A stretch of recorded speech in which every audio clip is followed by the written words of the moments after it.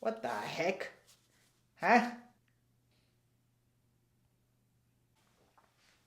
Hey, good morning, Tim. How's it going? Listen, man, I think your boys accidentally sent me the original HomePod. Was that? There's no cable attached to it. So this is Gen 2. Good to know. All right, you continue your world domination plans. Talk to you later. I guess this is the original HomePod, Gen 2.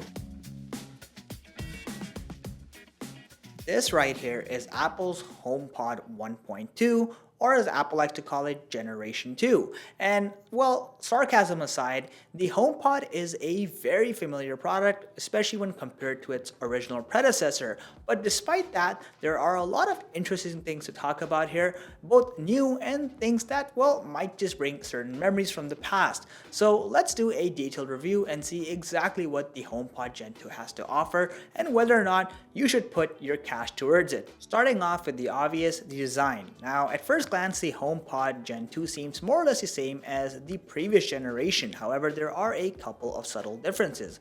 The least noticeable one is the fact that it is, technically speaking, ever so slightly larger, but you wouldn't know this unless you compared them side to side. Putting that aside, one of the more obvious differences is the fact that you actually have a detachable cord now. Finally, thank you, Apple. This brings some much needed mobility back to the HomePod and also allows you to replace the cable in case it ever goes bad. The other change that's somewhat notable is the fact that you actually have a larger display area at the top, meaning Siri animations now take nearly the entire circle, whereas in the original generation, they only occurred in the center area. It is worth noting that the touch captive area remains exactly the same, however. While things are more or less the same on the outside, there have been changes on the inside, particularly in the hardware. So while you still have one dedicated woofer for the lows, you now only have a total of 5 tweeters as opposed to 7, and a total of 4 microphones as opposed to 6. Now before you panic and you start, raging and saying, oh my goodness, there's two benefits from this. Firstly, the actual pricing has been reduced, so this HomePod Gen 2 is $50 cheaper than the original starting price of the Gen 1. The second thing to note is that there has been no deterioration in the actual audio quality. Despite having less hardware and a slightly cheaper price, you're getting the exact same benchmark Apple set out with the original HomePod, and that's really a good thing ultimately. But the inverse of that argument is that the current HomePod Gen 2 sounds exactly like the first gen. There's been no improvement. Given this thing primarily is a speaker, that's the first thing I'd expect Apple would improve, but on the contrary, they've just settled for whatever they had with Gen 1, and that really is disappointing, again, given this is a speaker first. While this may sound like gloomy news, keep in mind the HomePod is still an excellent speaker. First and foremost, Apple's intelligent systems, such as the ability to analyze a song multiple times in a second, or its ability to know how far it is relative to the wall, really allow it to optimize its overall audio quality. And this really shows this is one of the only speakers that has near 0% distortion, even at 100% volume. And this is a feat that only a handful of speakers can do, and believe me, it's difficult. So in that regard, the HomePod does a great job. Feel my blood, it's rushing, this ain't goodbye. We'll be back someday, and we will find our way. Take control of our fate, and like a car with no brakes, crash and learn, make mistakes, and we'll be back one day.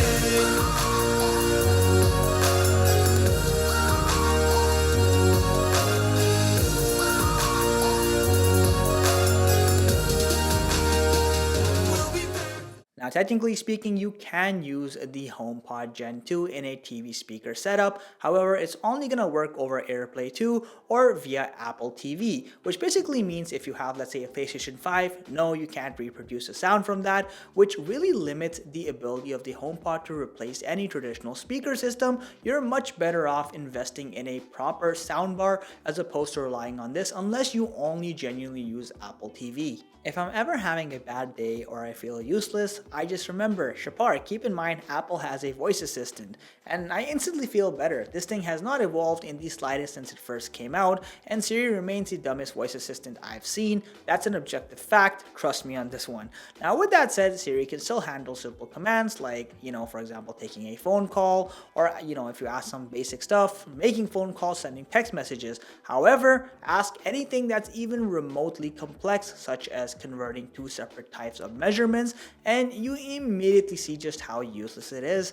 I think I've said enough. Hey Siri, how many grams are there in a cup?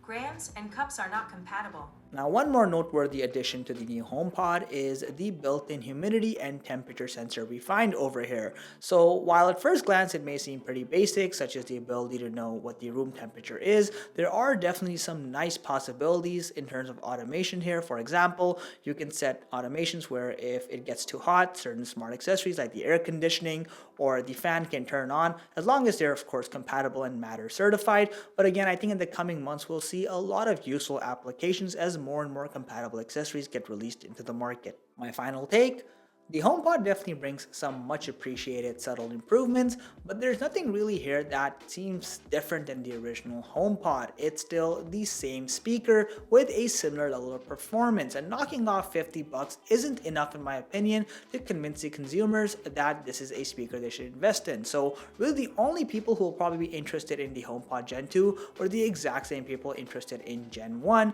and I think at some level Apple knows that, and they've kind of given up on really improving the HomePod. They're just kind of hoping for the best here, trying to get some casual sales in, whatever their motive might be. That's my honest take on the HomePod, but I'd love to hear your thoughts. What do you think about the HomePod? Are you gonna get one? All those are interesting things to me, and I'd love to hear about them. As always, if you enjoyed the content, please sub to this channel and consider liking this video. Not only does it make my day, but more importantly, it helps me sustain this channel and make sure I can produce future videos like this one. Catch you in the next one.